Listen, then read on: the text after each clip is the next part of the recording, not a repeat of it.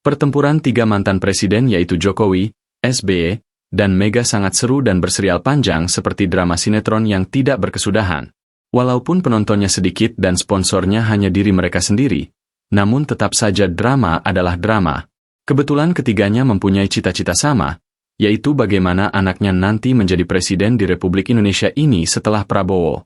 Karena syarat utama ketiganya sudah mereka miliki, punya partai, dan memiliki jabatan strategis atas masing-masing dari anak mereka. Di tengah sulitnya mencari pekerjaan saat ini di Indonesia, tentunya sebagai orang tua yang baik, mencarikan pekerjaan buat sang anak adalah bentuk kasih sayang dari mereka atas kelanjutan dinasti mereka untuk menjabat yang harus menurunkan anak mereka. Untuk itu tidak heran kalau mantan Presiden ke-7 Pak Jokowi mengatakan, bahwa ada sosok orang besar di balik polemik ijazah palsu maupun pemakzulan yang menerpa putranya Wakil Presiden Gibran Rakabuming Raka, tentunya bagian dari skenario untuk menjegal Gibran secepat mungkin.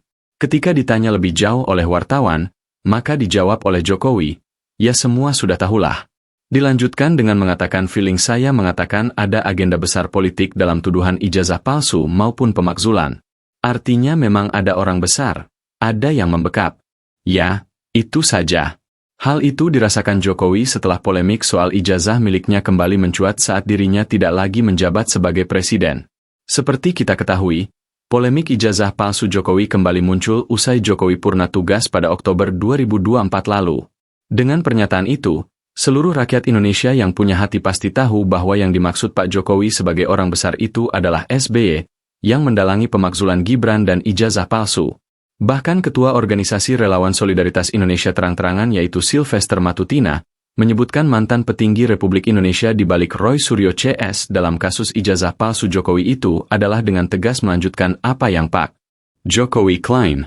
Ya, kita semua juga tahu Roy Suryo adalah mantan Menteri Olahraga di Kabinet SBY dan mantan petinggi Partai Demokrat partainya SBY.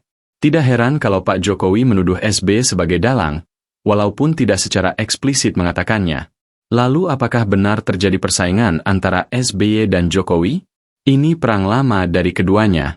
Sekarang semakin meningkat persaingannya di mana AHY terus dibuat mengkilat dan Gibran harus dibuat buruk. Ini semua dituduhkan oleh Pak Jokowi dan Sylvester kepada SBY yang mana keduanya berharap wakil presiden tahun 2029 adalah masih lanjut Gibran bagi Pak Jokowi. Namun bagi SBY AHY lah yang harus jadi wapres.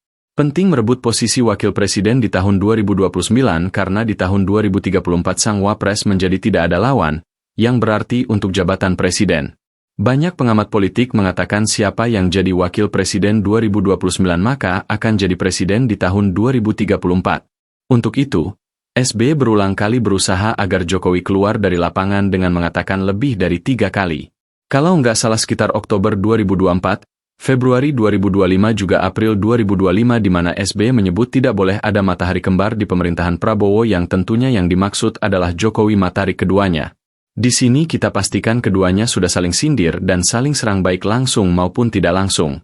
Perang dingin keduanya memanas.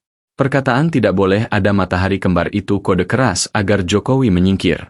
Namun tidak begitu bagi Jokowi. SBY lah yang harus minggir. Lalu bagaimana dengan Ibu Mega yang juga berharap putrinya dapat jabatan wakil presiden di tahun 2029? Ya, tidak bisa disalahkan juga karena sang ibu punya partai besar yaitu PDIP, punya alat tawar yang besar. Dan untuk itu PDIP juga melakukan serangan ke Jokowi juga. Untungnya Jokowi memiliki pasukan di kabinet ada 17 orang yang berkuasa solid di kabinet Prabowo. Apa yang dilakukan PDIP? Menyerang sang Menteri Koperasi Budi Ari. Di mana Budi Ari pernah menyebut secara tidak langsung bahwa partai mitra judol adalah PDIP. Pernyataan Budi Ari ini lantas direspon keras oleh sejumlah kader PDIP. Meski Budi Ari tidak menyebut secara gamblang partai politik yang dimaksud, tapi semua juga tahu arahnya adalah ke PDIP. Puan sampai minta klarifikasi karena dituding PDIP jadi dalang penyebaran isu judi online dan itu bisa menggoyang juga agar citra Gibran dan Jokowi membaik tentunya. Budi Ari yang merupakan ketua relawan Projo itu juga membawa nama Menko Polhukam Budi Gunawan dan PDIP dalam pusaran kasus judol di Indonesia yang membuat perang antara Jokowi dan PDIP terus meruncing. Dibalas apa oleh Jokowi? Hasto Sekjen PDIP dihukum 3,5 tahun. Dan untuk anak Abah Anies agar gembos, Tom Lembong pun diputuskan bersalah dengan penjara 4,5 tahun. Rupanya Pak Jokowi ini sangat gagah berani dengan membuka front ke SBY. front ke Ibu Mega dan ke anak Abah Anies. Semua dihantamnya. Apakah Pak Prabowo juga nanti dihantamnya atau ada skenario dan analisa yang lain?